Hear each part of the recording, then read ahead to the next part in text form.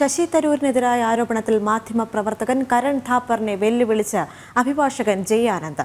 ശശി തരൂരിനെതിരെ താൻ ആരോപണം ഉന്നയിച്ചിട്ട് 24 മണിക്കൂറായെന്നും എന്തുകൊണ്ടാണ് കരൺ ഥാപ്പർ മറുപടി പറയാത്തതെന്നും ജയ് ആനന്ദ് ചോദിച്ചു. അതേസമയം ശശി തരൂർ സ്ത്രീയോട് അപമര്യാദയായി പെരുമാറിയ സംഭവത്തിൽ കോൺഗ്രസ് ദേശീയ നേതൃത്വം പ്രതികരിച്ചിട്ടില്ല. 2022 ഒക്ടോബറിൽ ഡൽഹിയിലെ ഒരു ഹോട്ടലിൽ ശശി തരൂർ സ്ത്രീയോട് അപമര്യാദയായി പെരുമാറിയെന്നാണ് അഭിഭാഷകൻ ജയ് ആനന്ദിന്റെ വെളിപ്പെടുത്തൽ. വിഷയം ഒതുക്കി തീർക്കാൻ ഇടപെട്ടത് മാധ്യമപ്രവർത്തകനായ കരൺ താപ്പറെന്നും ജയ് ആനന്ദ് വ്യക്തമാക്കിയിരുന്നു. വിഷയത്തിൽ പ്രതികരിക്കാൻ കരൺ താപ്പർ ഇതുവരെ തയ്യാറായിട്ടില്ല.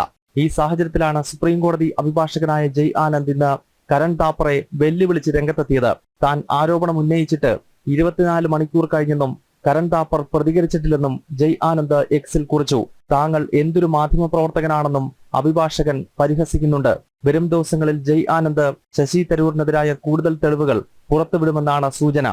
ജനം, ഡൽഹി.